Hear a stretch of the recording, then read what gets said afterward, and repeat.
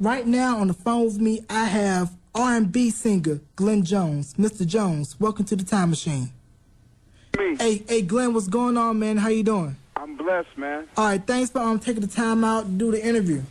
No doubt. All right, like we were saying earlier, big fan of your work. We only just begun. I've been searching, and I'm a young whippersnapper, as those old folks would say. That's what's up. All right, now let's go ahead and get this started. Now, did you get your start singing like everybody else in the church?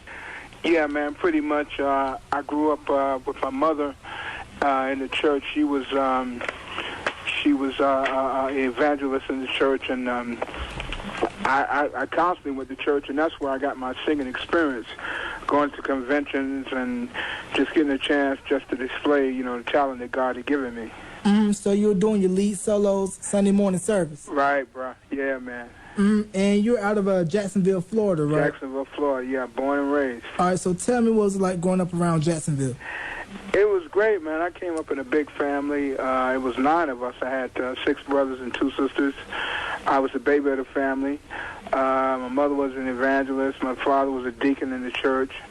And, we grew up with very strict church, morals or guidance, but it was great because it was a social outlet too, that's where where I learned about music, and I learned about, being part of an organization, being part of the choir or the music staff or whatever. So it was great, and we used to bring different, gospel groups in every week, every weekend rather, to perform, and that's when I decided what I wanted to do, what I wanted to be. I can definitely relate to those strict rules because I'm a preacher's kid myself, so no secular music, no soul train, no nothing. Oh, dude, I couldn't hear no secular music.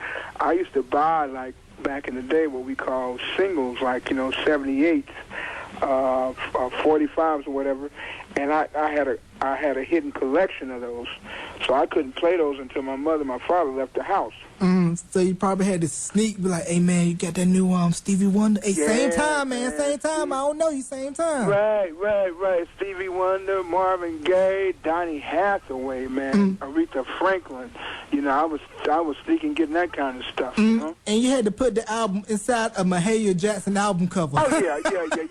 You had to flip it like that, so your parents wouldn't know exactly what was up, All right, now tell me about your big break in 1980 with Norman Connors of You Are My Starship fame. Yeah, I've done a couple of gospel projects, and I was actually signed to a gospel label. There was a label called Savoy Records that I was signed to when I was like 17 years old. I wrote and I produced songs, like 2 projects.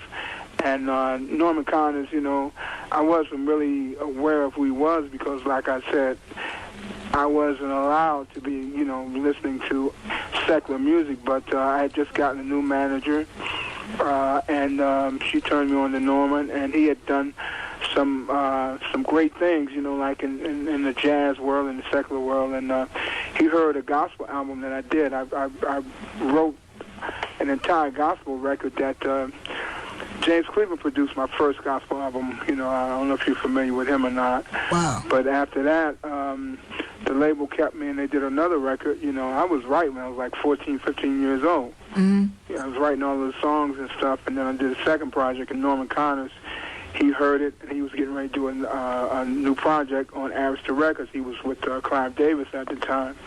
And he heard what I'd done on the gospel side. He loved it. So he flew me out to L.A. and featured me on his new album, and that's how I actually got my secular start. Okay, and for those of y'all that don't know, James Cleveland pioneered in gospel with songs like Peace Be Still, Where's Your Faith, and the list goes on and on. Oh, yeah. Please be patient with me. God is not through with me yet. James had an extensive catalog, man. He wrote so many huge songs. He was they call him the founder, of contemporary gospel.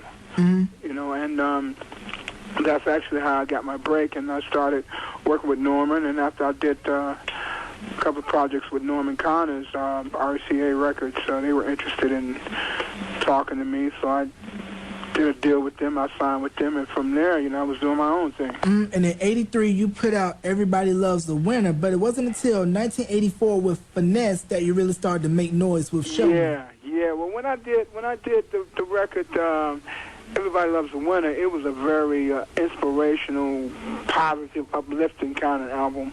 And, the record company was telling me that, okay, you need to do some stuff that's a little more secular because, all the stuff is so positive and people not, they want to hear some stuff that's a little more secular. So that's when I did the album with Show Me. Show Me was number 3 record. That was my first hit record. It was a big record because a young lady named Lala, we call her Lala. Her name is actually LaForest Cope. She was the same young lady that wrote You Give Good Love for Whitney Houston. And she wrote Show Me, which was my first hit record, my first top 5 record. And definitely I'm sure that record probably got a lot of play back in the early 80s back then it was called Black Radio, but now Urban Radio. Yeah, exactly, man. I mean, and it got a lot of play, man. That was the song that brought me to the forefront. Matter of fact, Ice Cube, he took the track and he covered it, did a remake of it. I don't know what the remake was entitled, but he did the song over, and it was huge, man. It was a great opportunity for me.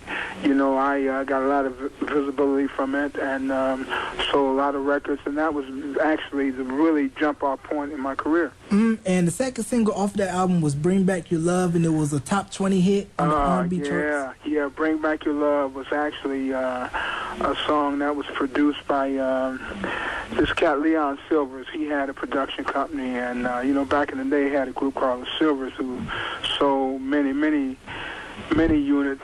They were actually signed to Solar Records back in the day, the label with the Whispers and Shalimar and all of them. And actually, he and his brothers and sisters had a group called the Silvers, and he produced a lot of great projects, a lot of stuff on Gladys Knight and other artists, and he had a lot of top 5 records, a lot of number 1 records, and he produced me when I was on RCA. Okay, and then in 1986 you released Take It From Me, but in 87 you recorded the self-titled album on Jive. Now, what led the switch from RCA to Jive? Right. Well, what happened was Jive, RCA was a major label who had international distribution, and at the time Jive Records was actually out of England, out of London. A guy named Clive Calder owned the label, and he had Billy Ocean and Jonathan Butler and some other hip-hop acts. He had like Houdini and some other acts, and he did a distribution deal with RCA.